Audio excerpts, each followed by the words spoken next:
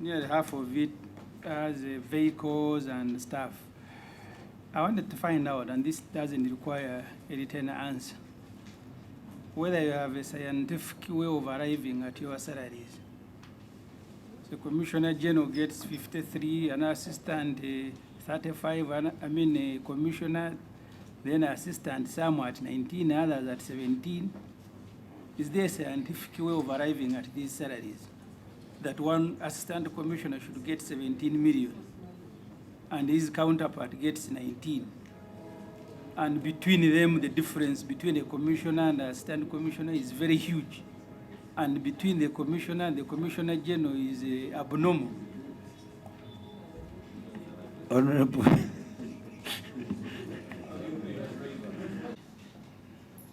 I have issues that may need to require very lengthy answers. Have all the issues related to this with the traders resolved now? And then the mobilization strategy. In meetings like this one, the last year, you were still using an old one. I don't know if a new one has been developed and approved, and now you have a new revenue mobilization strategy. Because you're still using an old one as of last year, which had expired actually. Yes. And then the issue that both of you can help me are issues of revenue targets. Are these targets developed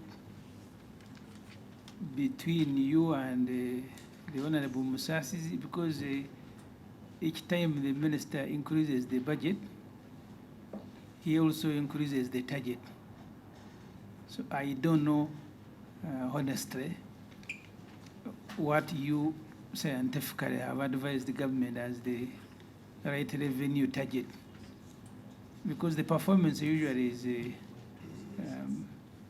so we end up getting less than what was projected.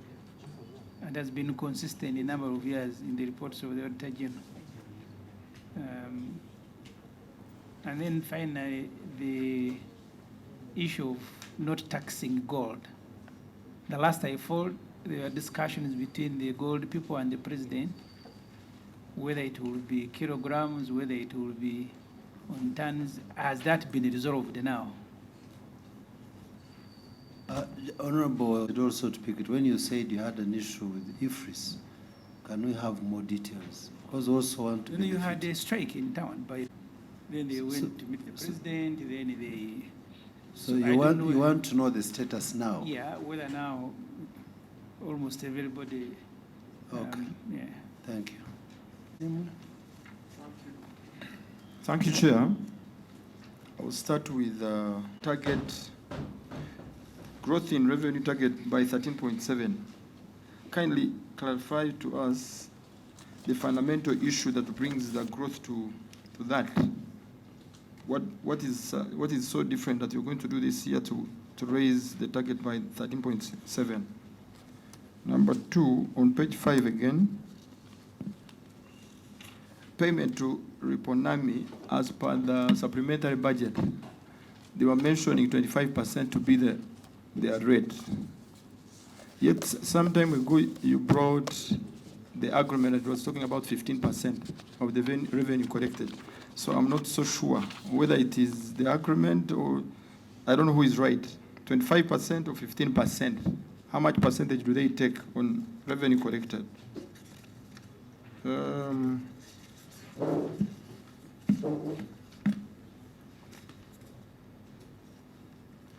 Then you also mentioned on page 15 on the challenges of the vote. You're talking about many products with the region to possibly stop this or reduce on smuggling. Our external tariffs. Then, Honorable Chair, I expected the statement of actions by URA on the implementation of recommendations of the Auditor General. It's not attached. As much as he mentions to have submitted to Parliament, but I expected it to be part of the documents. Then also,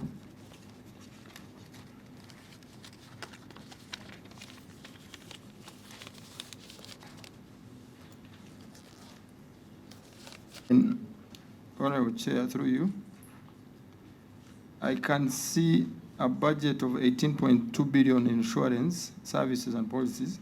And then when you look at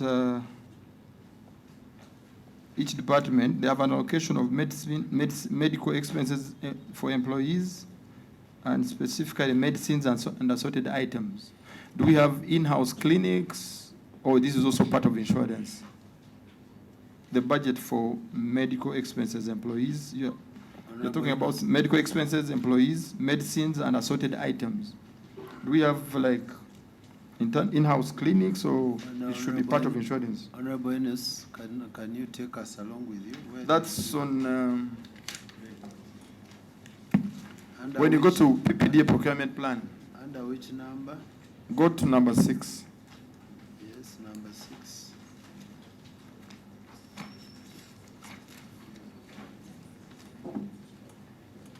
Then they are not, anyway, they are not numbered, but look at the third. Okay, look at the first page, second page. On the second page, you can see insurance services, budgeted at 18.2 billion. Medical expenses and all that. Yeah. Yes, then if you go ahead, you see that each department has an allocation for medical expenses, medicines, and assorted items. So I was seeking clarification from the Honourable Minister. I thought we have a Ministry of Works mechanical workshop or something of the sort.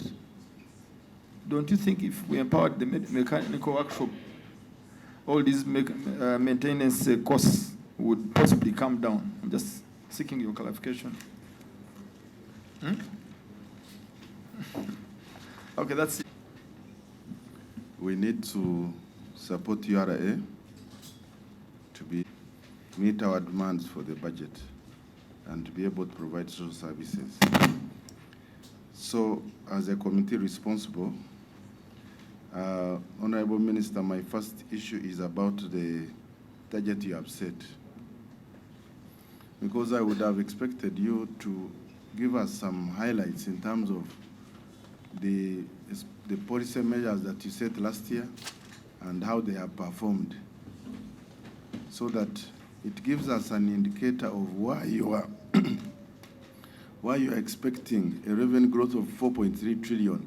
In other words, the simple question is, where is it going to come from? Have you got your projections right? Because when we come here and then every year we have a budget deficit, you know that this year we are closing with a budget deficit of about 18 trillion. So what are we telling the Ugandans when we say we shall have a budget of 71 trillion based on projections that may not be, not just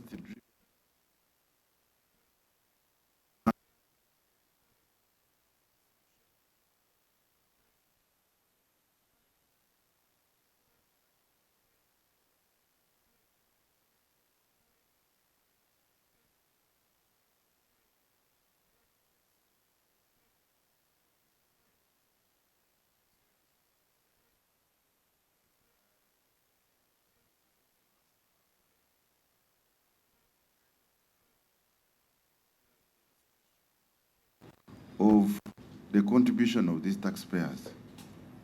Because as far as I recall, the 80-20 rule applies. So we need to know, for example, these taxpayers, how many of these are carrying the weight, the bigger weight of Ugandans? Because I was in my constituency telling the voters that all the things you are demanding, how much are you contributing to the revenue? You know, you can, every district demands this, but how much is coming from that district to the national coffers? So it would be good for us to have some illustration, because out of the 4.5, non-individuals, 229. I assume those are companies, etc. So that as we have a conversation with Ugandans, when we are encouraging people to get into production so that they have disposable income to consume and pay taxes, we have a basis of that conversation. You have indicated good performance of fighting smuggling, but Honorable Minister, I see you have no allocation of boats. We have a Porous Lake, we have Lake Albert.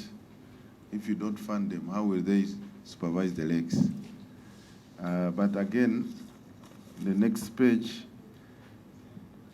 are you moving away from the technology? If you look at the airport,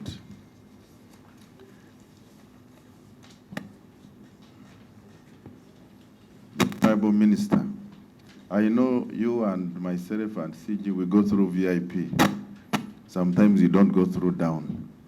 But the times I have gone through down, during peak hours of arrival of big aircraft, you have the queue at the scanning, very, very long. Now we are expanding. We are going to fly to London very soon. You are going to have transit. The airport is being expanded. If you don't buy scanners and extend, and people have to line up for 30 minutes, tourists, they are tired. And now here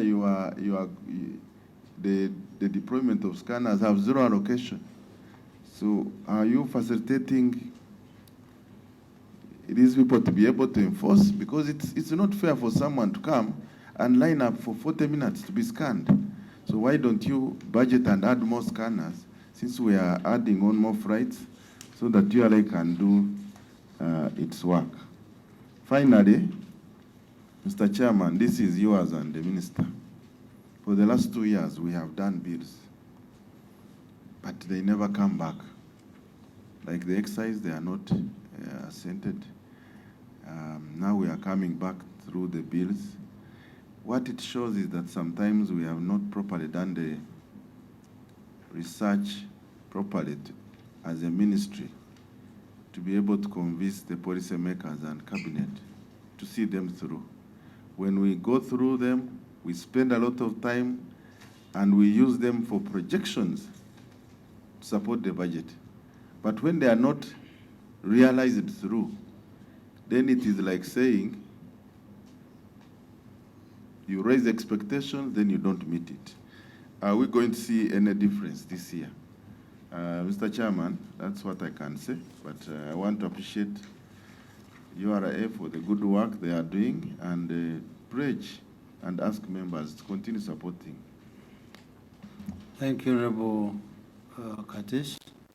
Honorable Chair, I'd like to start by commending URA for the good work that they are doing. We may have doubted earlier when you came to us with the budget estimates, what you are projecting to raise, but you've proven us wrong.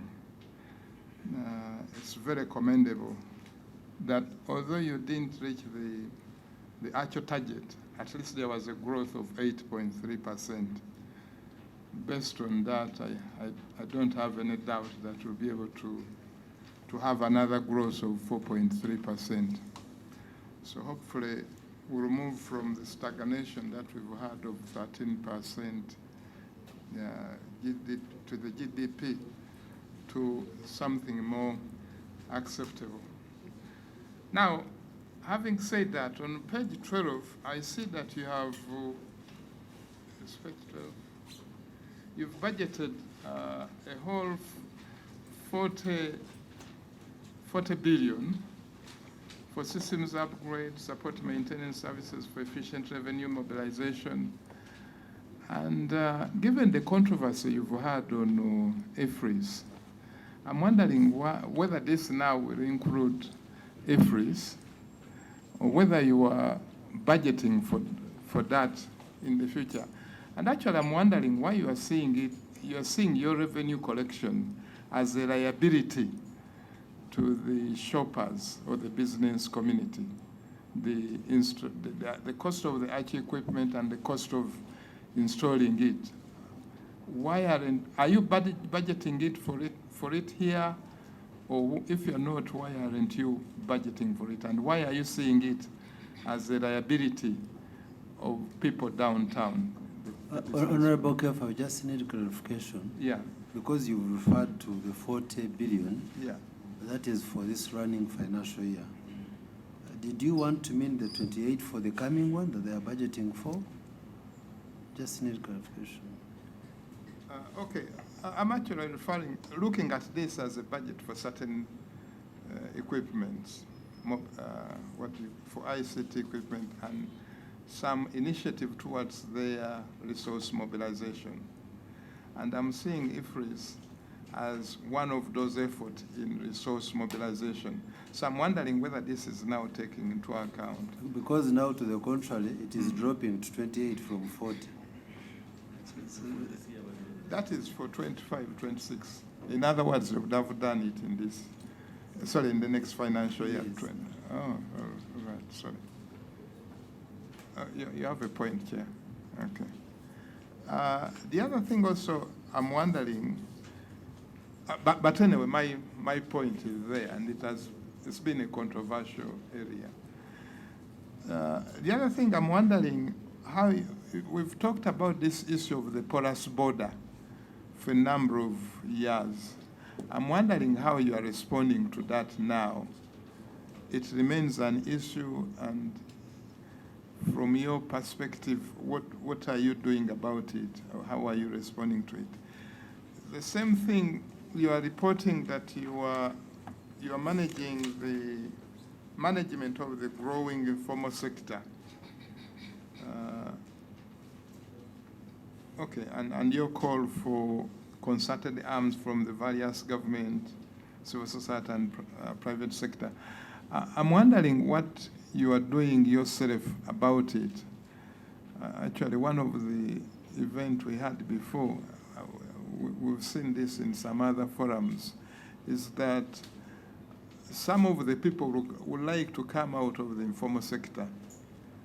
But one of the issues we've noted has been the certification, that they're not certified, and therefore they remain operating and below the ladder because they have not been certified, and a number of other issues that are contributing to that. I thank you, Honorable Chair. Thank you, Honorable. Take this opportunity to thank URA for the performance. This is almost a policy issue. From a border point, Kenya. That's my constituency. Now there are items I want the minister maybe to take in on this. And at one point, some time back, management of Coca-Cola came here and made a presentation that due to varying tax rates, you find soft drinks in Kenya are cheaper than here in Uganda. And other items, wheat flour, cooking oil. So I want the Honourable Minister to, some of us who are from the border side, people prefer buying them from the other side and leaving our products here.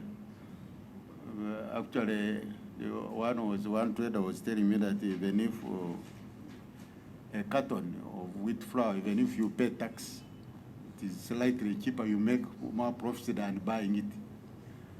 So they prefer going to Kenya than getting from, and we are trying to see how to grow the economy and expanding the tax base. If people can cross soft drinks, some of our areas there, people consume sodas from Kenya and the cooking oil. So, Honourable Minister, what plans do you have to have this harmonized, because we are in the East African community? Because you may look at our rates just slightly different, you may think we are generating more revenue, but we are losing much in the long run in terms of those hemorrhages. So what do you have to have that? And even Ugandans are asking why wheat flour sodas are cheaper in Kenya. Those people in my place are asking me, you can't say also, why is it cheaper the other side one? So. Thank you, Honorable. Honorable Gerard Nangoli. Chair, I take you to page 8 Don't mind, I've already Where- introduced you. Areas recoveries were 831.97 billion, out of which domestic taxes were 814. My interest here would be, Chair, to know what is the total areas vis-a-vis what was recovered, the aging analysis, so that we know. Maybe it has taken over 20 years and they are recovering this. So we need to know the aging analysis. Then we advise accordingly. Even point 3, the same tax investigations efforts led to a conclusion of 96 cases. My interest would be, as a member on this committee, how many cases do we have as backlog vis-a-vis 96 that were handled, so that we are able to guide. I take you back to another point, Chair. That is page 7 on note 4. A total of 382,125 new taxpayers were registered, bringing the total tax register to 4,872. Chair, my interest here would be the analysis. What are they? Is it just a question of registering taxpayers? What are they? What is the proportion of their contribution to our tax revenue? Or it's just a question of having them in our tax register, but they are not paying tax. Then another thing, Chair, I take you to page 11, item 1, about tax education and awareness interventions across regions. Chair, there's a very big challenge to Ugandans, including big taxpayers. There's a lot lacking on tax education. Because recently I was with some investors. Actually, for them, they even don't know when to object if there are issues to do with URA. They don't know when to appeal. It means that there's a lot lacking. You need to do a lot. And what I expected from your submission, much as I came late, I don't know whether you put it in the Commissioner General. You explained about this. In 2024, you got 6.43. That's what you are getting. What has it done? Because what we want here is evidence-based, the results. What have we achieved so far from our tax education? Have Ugandans complied, including big, large taxpayers? Because it's still a challenge.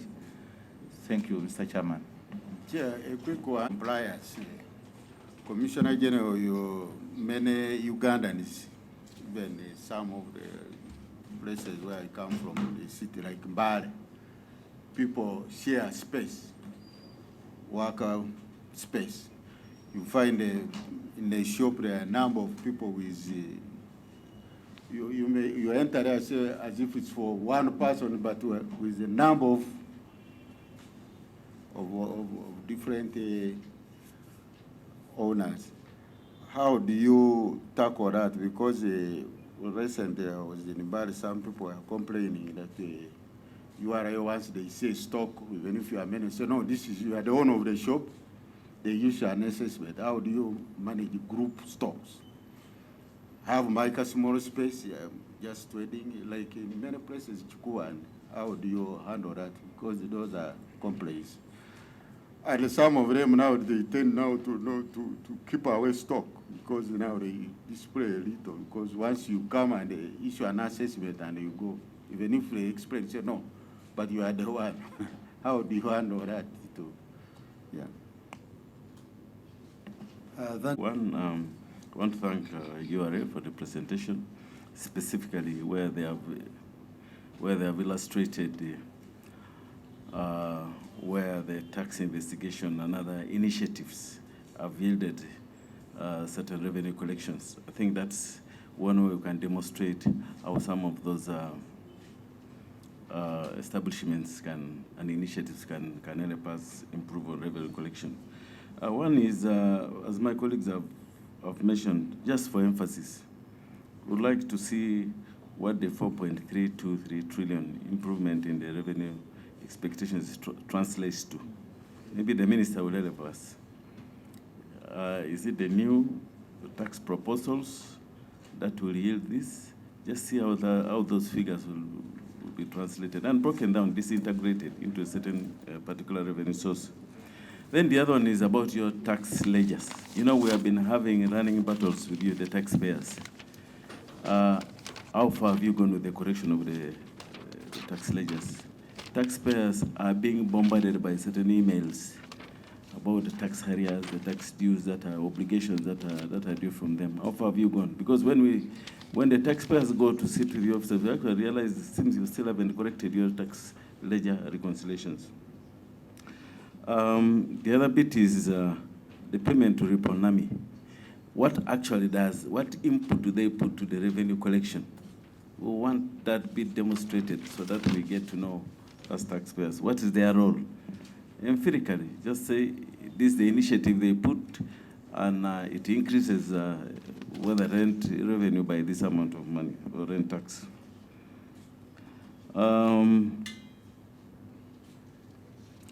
What initiatives are there have you explored to handle the issues of informal businesses?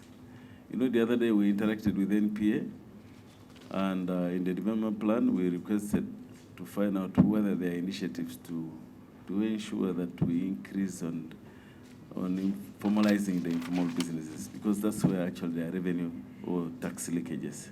So what initiatives have you explored with them, and also the business communities, whether there are such initiatives? Then I wanted to find out, are all your staff on medical insurance?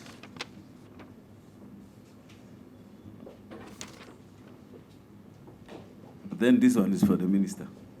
You know, every tax year we have been requesting you to come with a very comprehensive regulatory impact assessment on the tax bills that you bring to us. I hope this time round you have carried out the research that we have requested you to. In fact, last year you promised that you will do a research in conjunction with the URA, that's the ministry, the tax policy department. So would expect this when you're coming to present the tax bills to us. Then lastly, on the digital tax solution, DTS. During our interaction, the committee's interaction with some of the taxpayers, they really felt that a few of them are bearing the burden of the cost of the DTS. And their view really was, if this was spread across maybe the many or other taxpayers, possibly they would reap from economies of scale to reduce the cost of the DTS that they're having. But the other proposition from them was, why wouldn't URA bear this cost like it is happening around the region? They tended to give us information that actually that's what happens across the region. Why wouldn't URA bear this particular burden?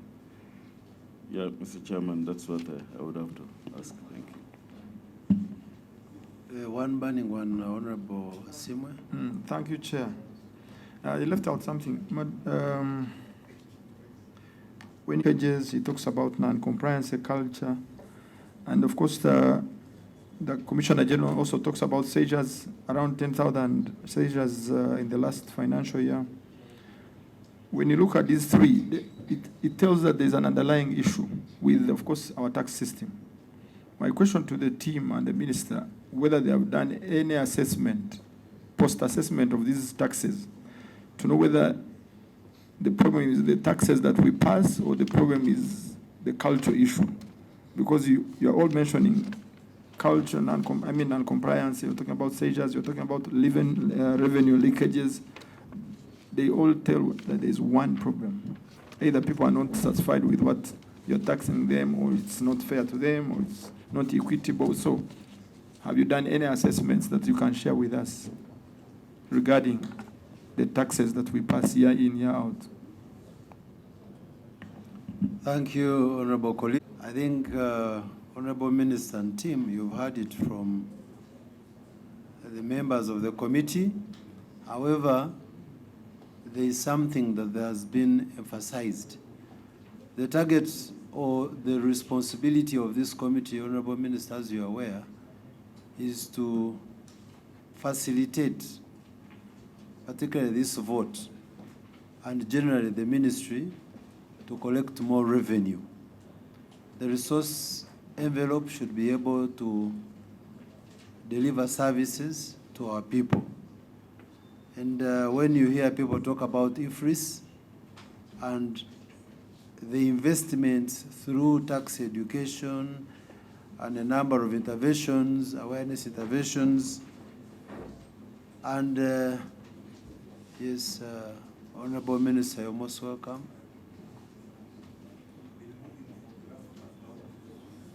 Oh, sorry, but phoned when your minister was here and representing you effectively. So, and we are progressing very well, but you're most welcome. Yeah, Honorable Minister, you found when the presentation from Vote 141 on the ministerial policy statement had been done, and colleagues have responded with clarifications and questions. And after my talk, I'll hand over to your team to answer the questions. Now, Honorable Minister, as I was saying earlier, it is in the interest of this committee to make sure, and recently we had an engagement and had a discussion on how we can support you to improve your tax to GDP from 13 upwards to whatever level. And the Honorable Minister has always emphasized that.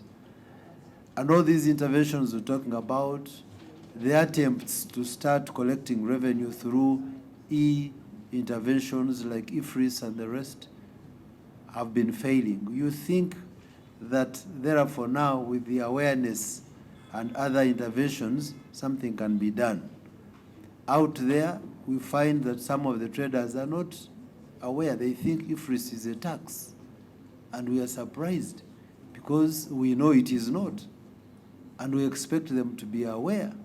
So, what extra efforts have you done so that our people understand?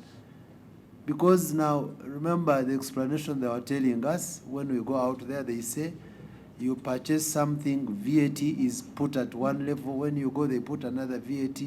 They seem not to understand there's input and output VAT, and you pay the difference. So we need to get it from you.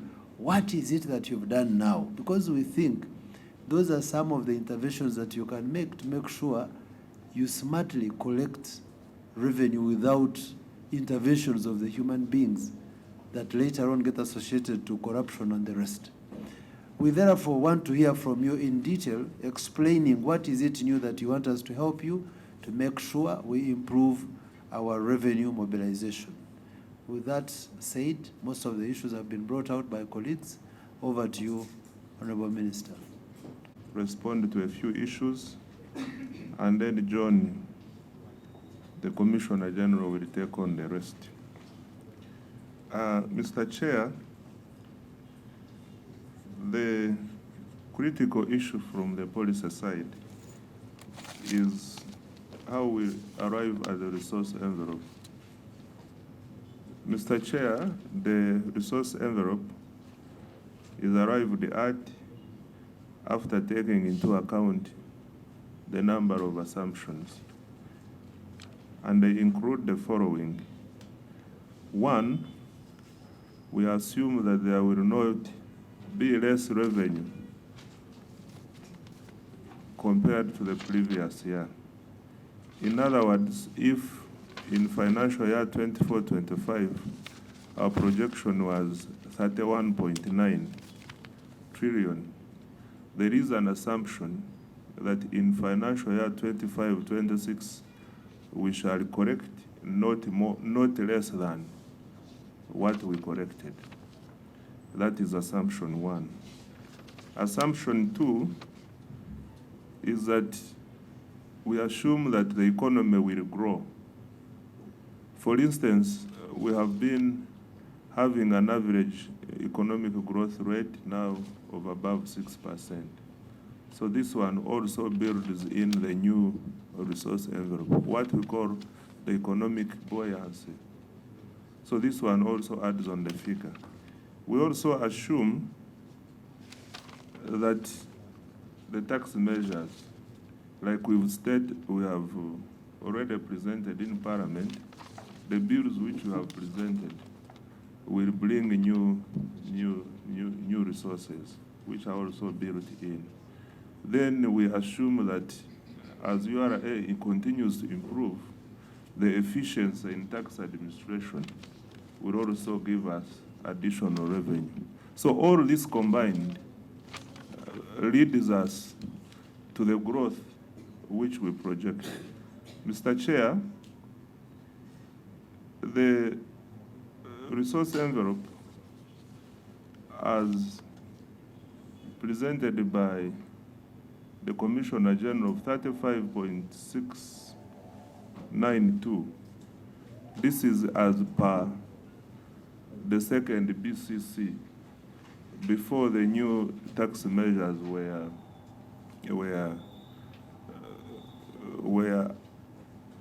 adopted. The new resource envelope, the new projection which I presented in the House, is 36.71 trillion, the one which came with the budget. And this came after factoring in the projected revenue from the tax measures.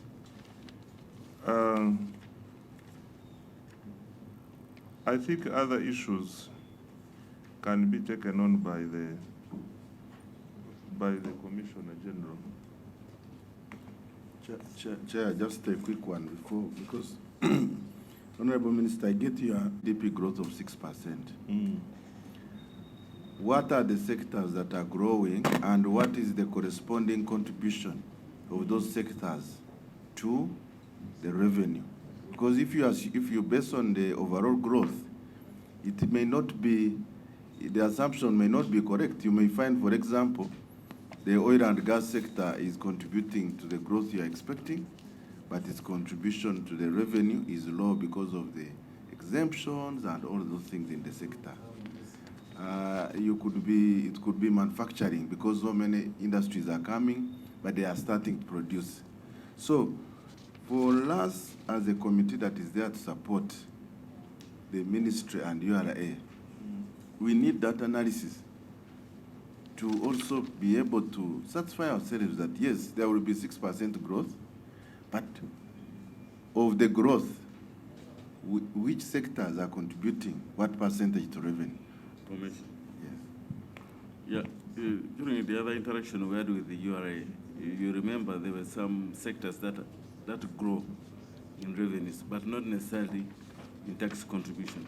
So that's why it needs to really break down so that we get to know what will actually directly contribute to the tax improvement. Because it also speaks to the investments of government. If there is a sector where you see opportunities for more revenue contribution, then you can have policies and support towards that sector because you know it will give you yield.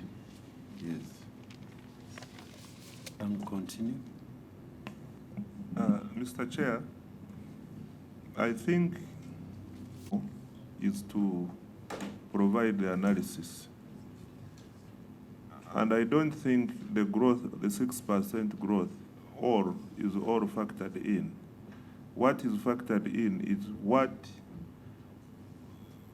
out of this growth, what are the areas which are likely to contribute to tax. But we can provide an analysis because we have a department which is responsible for projecting the resource envelope, which can provide Honorable full Minister, information about it's this. good you are in agreement. Yes. And we want. Honorable Chair, I'd like to comment on a few of the questions and some request that we provide the responses in writing. There was a question on how far we are progressing with Efris. This is the electronic fiscal receipting and invoicing solution. Honorable Chair and members, for the last 10 months, we've not been enforcing Efris, but we've concentrated, following the traders' strike, we've concentrated on sensitization and educating the taxpayers the benefit of Efris. Interestingly, we have noted improved voluntary registration on Efris by way of numbers registering, meaning that the message and the benefits is beginning to yield. However, like you know, the strength of any system would be in the capacity to ensure 100% compliance, which comes through enforcement. So it is our hope that we will get back to enforcing and ensuring that Efris is fully used. But having said that, we are also, we have presented, or we will be presenting to Parliament through the Ministry of Finance, some measures, including reducing the penalty on Efris. We realized that was one of the points that was rubbing the taxpayers the wrong way. They thought the penalty was very high and punitive. So with a combination of changing the law, additional education, we believe that Efris will be adopted because it's the only way we can have transparent transactions and accurate tax assessment, and it has many benefits for the taxpayers. But for now, that is where we are. The next question, Honorable, was on the revenue mobilization strategy, and that one, the current one, is expiring at the end of June this year, and we are in the final stages of passing the new strategy for the next 5 years. We are handling this with the Ministry of Finance, and it will be ready before the end of this financial year when the current one expires. The next question was, we've been taxing gold exports at a levy of $200 per kilogram of processed gold. We do not allow export of non-processed gold, and we have equipment that tests and confirms that the processing is above 99.9%. So for now, gold is being taxed at that rate, Honorable Chair and members, and that is what has been provided in the statutory instrument as the rate for taxing gold exports. The other questions have been answered by the Honorable Minister, especially on the growth, the projected growth indicated in the budget priorities. We are going to focus more on taxpayer education because we believe that taxpayers contribute more when they do it with knowledge and willingly. And also, another question was on not feeling as much. Maybe honorable members would like to encourage you to follow our programs. There is increased visibility and tax education in all media, including print media. Like on Budgetary, we now have a program where we answer taxpayer questions weekly. We are moving with a similar program in New Vision, which will start before the end of this month. We are going to have a similar program on UBC. This is when we give a chance to taxpayers to ask us questions that pain them. But coupled with this, we have a number of tax engagement with different stakeholders. So we are meeting taxpayers as per category, their areas of business or the role they play in these sectors, so that we educate them more about tax. And we appreciate the support of Parliament because we also had an engagement with the honorable members of this committee, and the input you gave us was very valuable. So we'll continue to do this until we cover the country with information on tax. There was another question on the percentage for Riponami. I think 25 was an error. The percentage is 15%.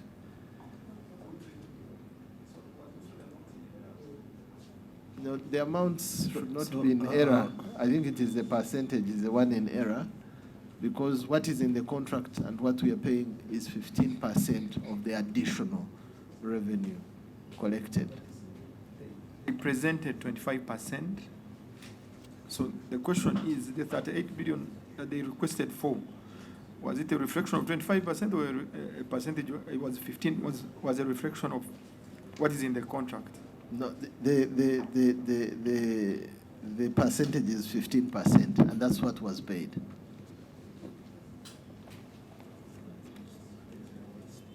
Okay. It is well. Proceed. If you're confirming that 38 billion is 15%, it is okay. Yes. Please proceed. Honorable Chair and members, I wanted to make a humble appeal that if we could respond to most of these issues in writing, so that I allow the Honorable Minister to close this and leave for another engagement. Yes. Chair. Hear from you, particularly on harmonization of the external tariffs, because you also, I think, impliedly agree that it also affects those porous borders and smuggling and all that. But also we have got, and I have shared with you, I have got information from some of your taxpayers who are traders in rice. They are doing some research, and I think I've put it to your attention to follow up. They say most of the imported rice from Pakistan through Kenya and Tanzania ends up here. And yet for us, we don't allow importation of such rice. So some of those harmonizations are the ones, if not done well, that cause the smuggling. So, Chair.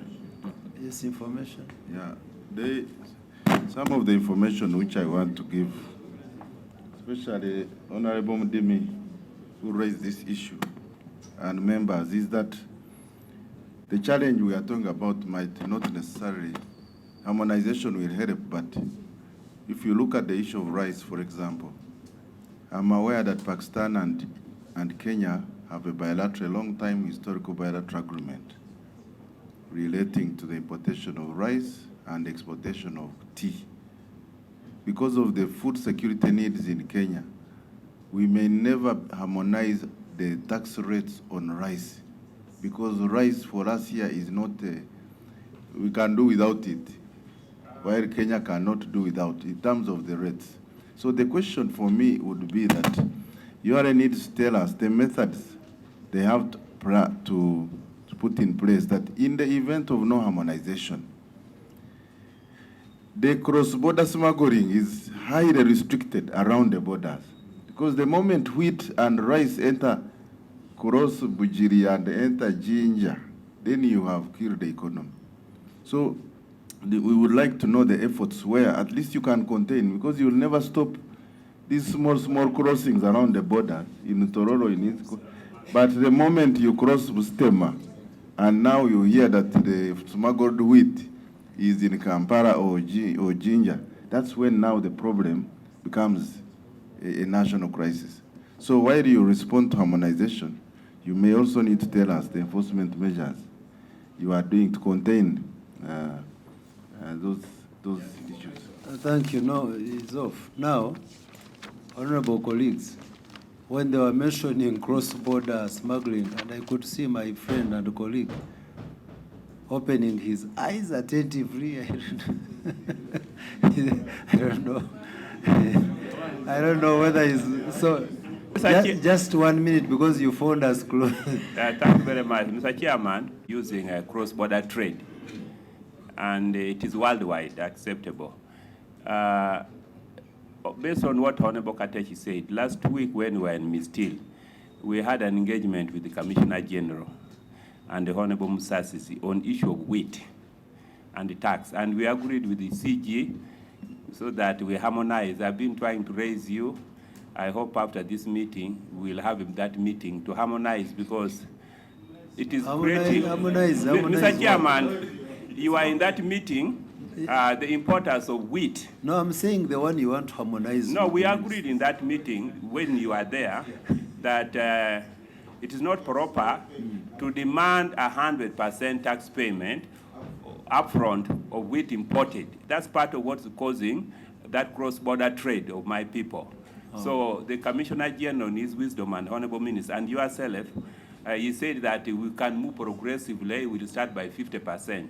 The team went there and have not had opportunity to engage him, and is causing problem. I hope this matter can be brought to a conclusion. So because colleagues, I am going to allow them to respond in detail some of these pertinent issues, but I want you to first respond to these burning issues very fast, and then the rest of the issues that we raised would want you to respond in detail by end of business tomorrow, because we need to conclude. Yes. Thank you, Chair. Sorry. Nearly half of it as vehicles and stuff. I wanted to find out, and this doesn't require a written answer, whether you have a scientific way of arriving at your salaries. So Commissioner General gets 53, an assistant 35, a commissioner, then assistant some at 19, others at 17. Is there a scientific way of arriving at these salaries? That one assistant commissioner should get 17 million and his counterpart gets 19. And between them, the difference between a commissioner and an assistant commissioner is very huge. And between the commissioner and the commissioner general is abnormal. Honorable. Thank you, Honorable Chair. Just a quick comment on the harmonization. Honorable Chair. No. Honorable colleagues, we have given permission to the CG. Honorable Chair, the issue on harmonization, as you rightly pointed out, and Honorable Katej, it is true that for the region, we are all under the East African Customs Management, which specifies the tax rates for all our international trade across the region. However, because of national interest, from time to time, certain countries ask for stay of execution of some of the clauses within the Act. And because of priorities of nations, some of them also exempt some food items while others do not. So that causes the imbalance, and I think this is the challenge we go through in integrating this region into one. But also, we are taking administrative measures to ensure that what comes into a neighboring country free of tax does not end up on our market. And Honorable Chair, the example of rice, as I told you, we are investigating to see that all the tax, first of all, we don't import rice from Kenya because clearly they have a deficit. But on the Thousand border, where we've been importing from Tanzania, we want to be sure that what Tanzania exports to us is Tanzania's rice and not Tanzania mixed with Pakistan. So those investigations are going on scientifically through research with NARO to test, but also by sending teams to check if there are rebagging centers, packing centers, and so on. And we'll give you a position on that. Honorable Chair, the other part where we have harmonization challenges is in the neighboring states that are not yet fully rationalized into the EAC. Northern, South Sudan, Western DRC. So there we still have varying rates, and I think that will be harmonized when they are all members. So a quick comment, Honorable Chair, on the second area of emphasis.